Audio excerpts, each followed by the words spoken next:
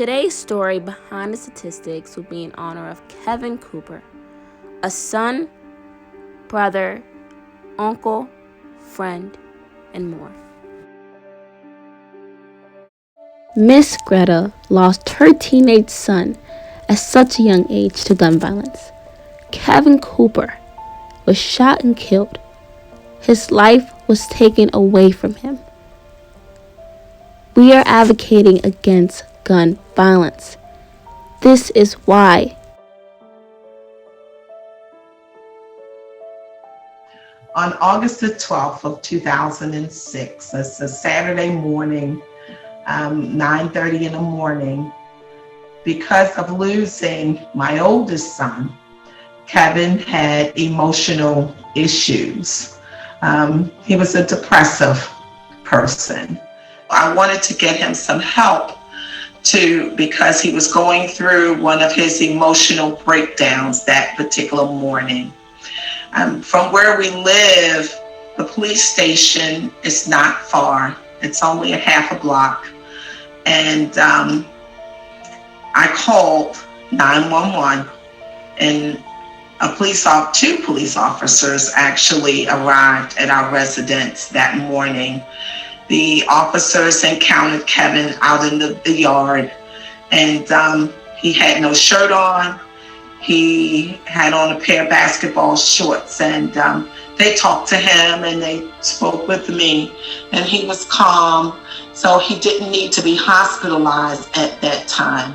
The one officer said that the call was abated, meaning that the call was over. It was done. So he left. The other officer, he stayed, and he said to me that he needed to ask me more questions. And so I said, well, the call is over, so what more do you need to know? So Kevin walked past. We were in the basement. He came from out in the backyard, and he walked past myself and the officer. And he started mumbling, as a 14-year-old teenagers do. And so the officer turned from me asking the questions, and he zeroed in on Kevin, and he started jarring with him. So I'm saying, why are you having a conversation with my son? You're supposed to be talking with me.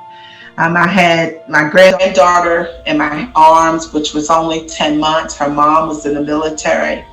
I had the phone in the other hand. The officer followed Kevin from the first floor, from basement, the first floor to the second floor level of our home.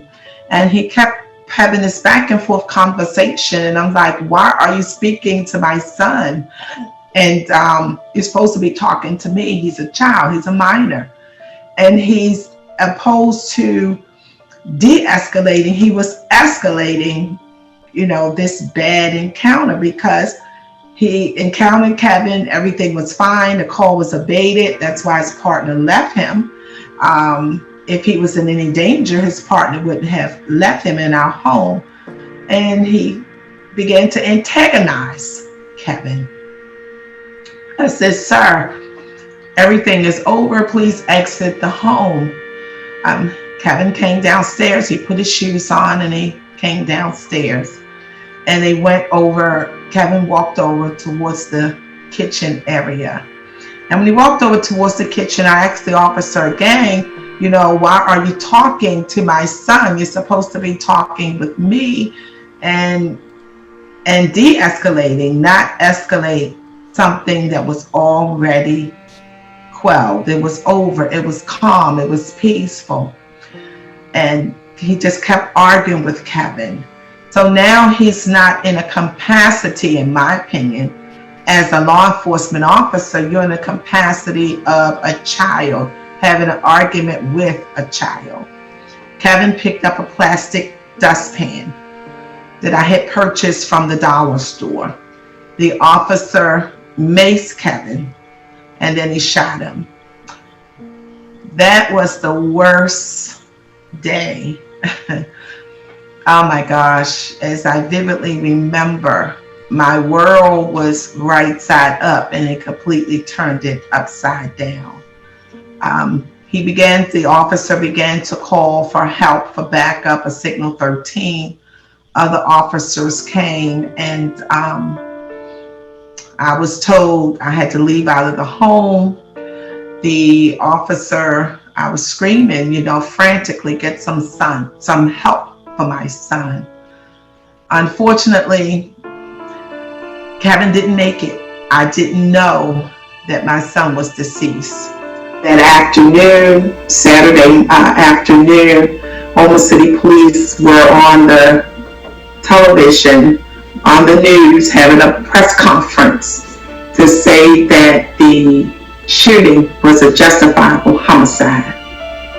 How can you justify a homicide that just had occurred at 9:30 in the morning and call it justified? You never did an investigation. So you cannot justify because you haven't investigated anything. And that's what happened to myself and my family.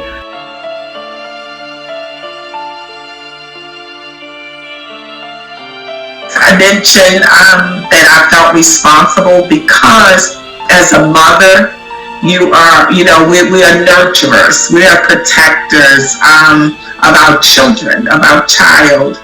And as not being able to protect him, trying to get him some help for his mental capacity, for that emotional state that he was going through at the time, not knowing that phone call and the person on the other side would be the ultimate one that would come to take his life unjustly. The police officer became the judge, the jury, and the executioner of his life.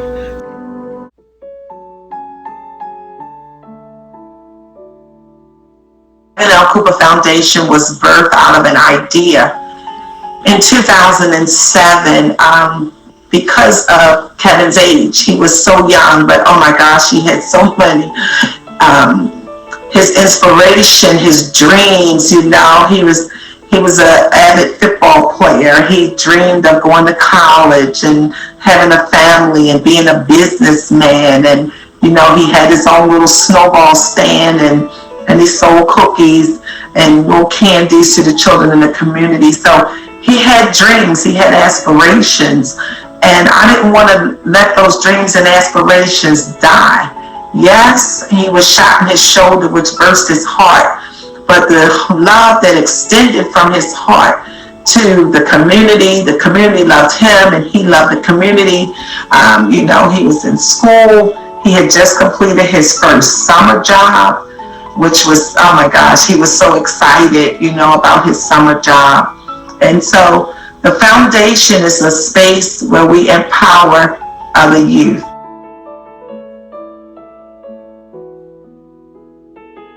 Police gun violence can be reduced in Baltimore with transparency, accountability, not only in Baltimore, across the nation. Transparency and being held accountable for their actions. It will reduce the gun violence because currently it's very rare that any law enforcement is charged, especially here in Baltimore City, that will receive any jail time or restitution coming from out of their pockets to the families.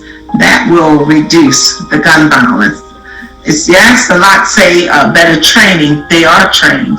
They just need training in how to interact with those in the inner city and to drop any type of racial bias or any other biases that they may have when they're coming in the inner city.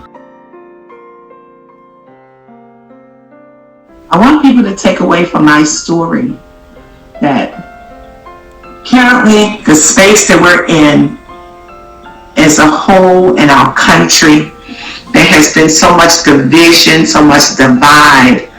Bringing Christ back in the midst, bringing love and joy and peace back, that's where I want you to take away from my story. Because of the tragedy that happened to my family, yes, it shook me to the core. It turned my world upside down. But I can say that I have forgiveness within my heart. I have peace and love in my heart. And that's where I want people to see that we can turn things around. fighting for justice in the proper way in the legal system, changing laws and making some different changes within our communities as a whole. So get up and don't lay down and lay dormant to speak as to anything that has happened to yourself or your family, to take it to the next level in the legal system to get things changed.